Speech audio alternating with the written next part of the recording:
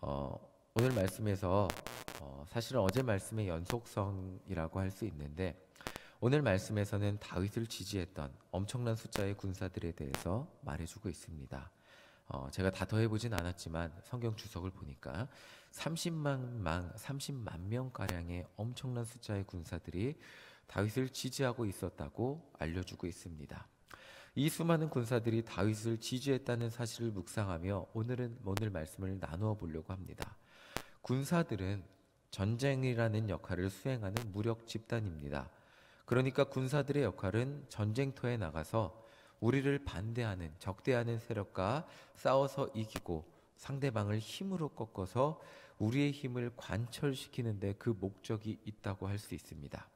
자, 그런데 상대방도 꺾이지 않으려고 무력과 군사로 대항하겠죠. 그렇기 때문에 대항하는 상대방, 무기를 쓰는 상대방을 꺾기 위해서 필연적으로 싸움이라는 방법을 사용해야 됩니다. 이걸 전쟁이라 그러죠. 그리고 이 싸움이라는 방법 속에서 상대방과 우리의 피해가 발생하게 되죠. 꺾이지 않기 위해서 저항하는 상대방을 힘으로 누르다 보면 서로 다치기도 하고 상처 입기도 하고 심지어 죽기도 합니다. 이걸 전쟁이라고 하죠. 이 전쟁이라는 과정을 통해 더 강한 쪽은 승리하게 되고 약한 쪽은 패배하게 되지만 어느 쪽도 자신의 군사들이 다치고 죽는 것을 피할 수 없죠. 그리고 심지어 병사 중 한 명은 나도 언젠가 죽게 될 수 있다는 것을 인지하고 전쟁에 나가게 됩니다. 그러니까 군인이라는 존재는 자신의 부상과 죽음을 어느 정도는 예견하고 전쟁에 참여할 수밖에 없는 사람들이라는 것입니다. 그렇기 때문에 어떤 세력을 지지하고 따르느냐가 굉장히 중요할 수밖에 없습니다. 자신이 지지하고 따르는 세력에 따라서 자기 생명이 왔다 갔다 할 수 있기 때문이죠. 자신을 지휘하는 지휘관에 따라서 생명이 왔다 갔다 할 수밖에 없기 때문이죠.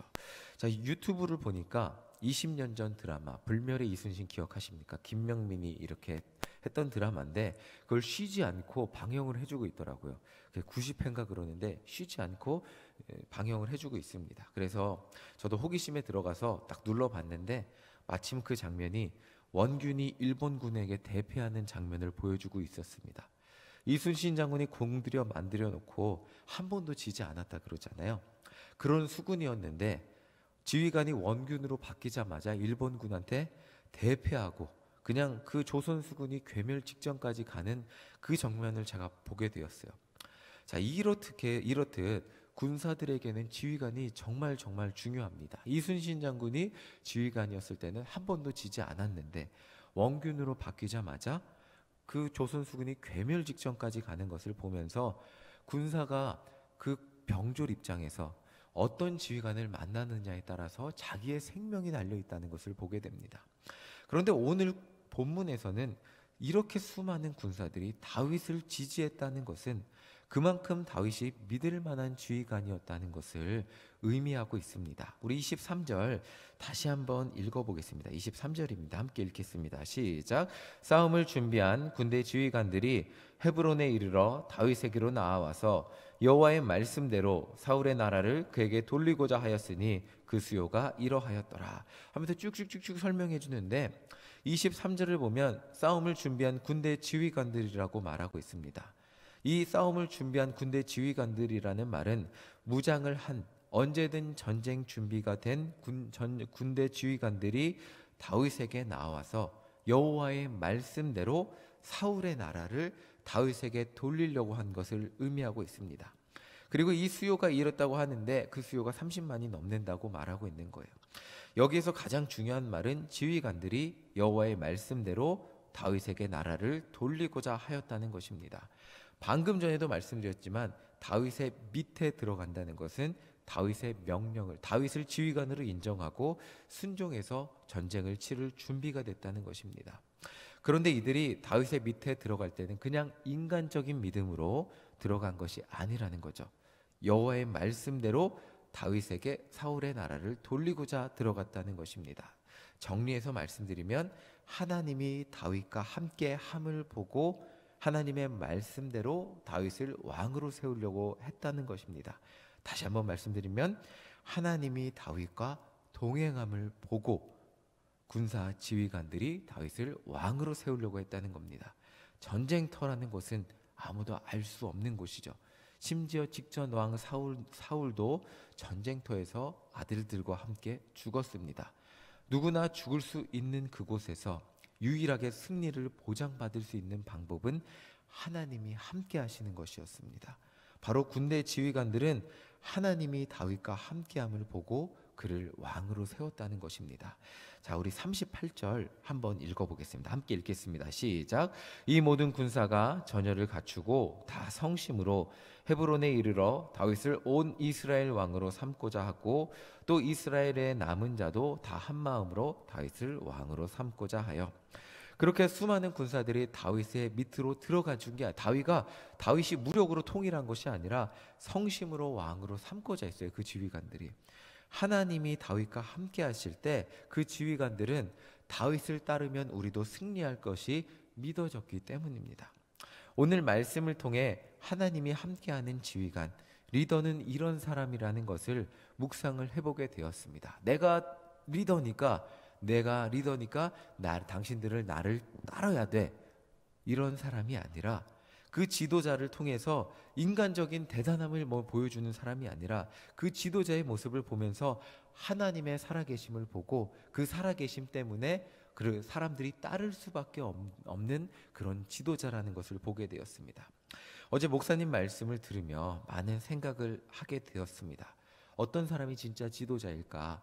다윗은 고난 중에서도 사람을 나누지 않고 품었죠. 그리고 다윗은 인간적인 편법을 쓰지 않았습니다. 그런데 그런 그를 하나님이 돕고 계셨다는 거예요. 어떻게 생각하면 다윗 자신이 이렇게 생각했을 수도 있을 것 같아요.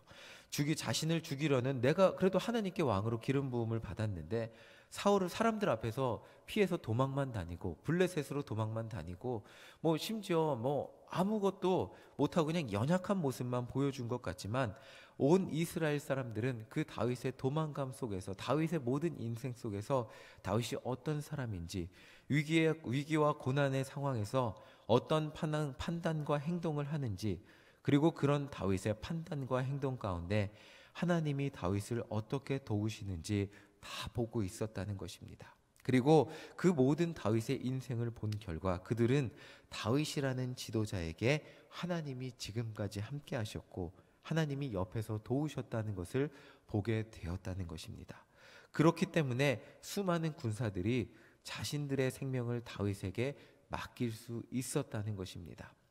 어제 목사님의 말씀을 통해 제가 부목사라는 자리에서, 그리고 앞으로 지도자라는 자리에서 어떤 생각과 모습으로 살아야 하는지 많은 묵상을 해보게 되었습니다. 결국 지도자가 다윗과 같이 많은 사람을 품고 언제나 정직한 하나님의 길로 나아갈 때 하나님이 그 사람과 함께 하실 것이고 그것을 많은 사람들이 보게 될 것이라는 생각을 해보게 되었습니다. 다른 사람들은 다윗의 비참한 모습, 그 다윗과 같이 비참한 모습, 내 연약한 모습, 내 낮은 모습, 내 실패한 모습을 볼 것 같지만 결국 다른 사람들은 저의 모든 모습을 보고 저에게 하나님이 함께 하시는 그 모습을 보게 될 것이고 그 모습을 보면 저를 기꺼이 믿고 저와 함께 할 것이라는 묵상을 해보게 되었습니다. 결국 제가 믿음직스러운 사람이 되기 위해서, 많은 사람들이 신뢰하는 사람이 되기 위해서 제가 스스로 강한 척할 필요 없이 가장 중요한 것은 하나님을 먼저 신뢰하고 의지하는 사람, 그리고 하나님의 뜻대로 사람을 가르지 않고 그리고 하나님의 방법대로 살아가는 모습을 보여주는 삶이 되는 것이 먼저라는 것을 묵상하게 되었습니다.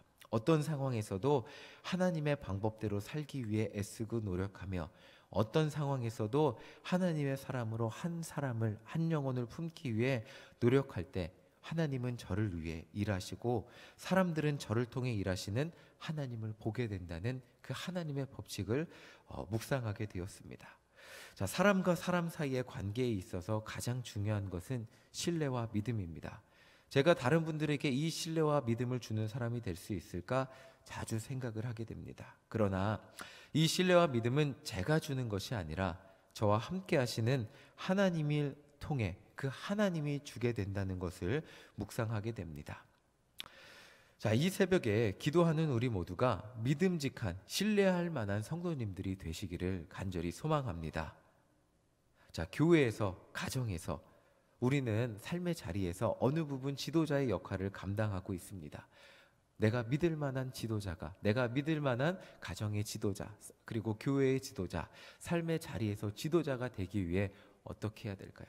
스스로 믿을 만한 사람이 되는 것 이상의 모습이 있습니다. 그 이상의 모습이 무엇이냐면 하나님의 법대로 오늘도 살아가는 것, 하나님의 뜻대로 살아가는 것, 하나님의 뜻대로 실천하는 것, 그리고 바로 그때에 하나님이 함께 동행하심을 세상 사람들이 보게 되는 것입니다. 때로는 하나님의 뜻대로 살아가는 것이 나에게 낮아짐을 의미할 수도 있고 나에게 연약하게 되는 것이 세상 사람들이 보기에 낮아지게 되는 것을 의미할 수도 있겠지만 그럼에도 불구하고 하나님의 뜻대로 살아갈 때 세상 사람들은 여러분과 함께 하시는 하나님을 보게 될 것입니다. 그리고 교회 많은 성도님들은 여러분과 함께 하시는 하나님을 보게 될 것입니다. 그리고 가정의 자녀들은 여러분과 함께 하시는 하나님을 보게 될 것입니다. 그리고 여러분을 지도자로 인정하게 될 것입니다. 여러분의 말을 따르며 여러분이 하나님과 함께하는 것을 바라보며 그리고 여러분을 지도자로 인정하게 될 것입니다. 하나님의 선하신 마음으로 살아갈 때 우리가 하나님의 뜻을 이루며 살아가는 우리 모두가 되시기를 간절히 소망합니다. 그때 수많은 사람들이 우리를 신뢰하고 그때 우리를 통해 가장 중요한 예수님의 복음이 전파되게 될 것입니다. 사람들이 나를 믿게 되었을 때 바로 그때 내가 전하는 복음이 그들의 마음에 들어가게 될 것이기 때문입니다. 사람들이 나를 통해 하나님을 보게 되고 나의 입술을 통해 살아계신 예수 그리스도를 듣게 되고 그리고 그것을 믿게 되는 우리 모두가 되시기를 간절히 소망합니다.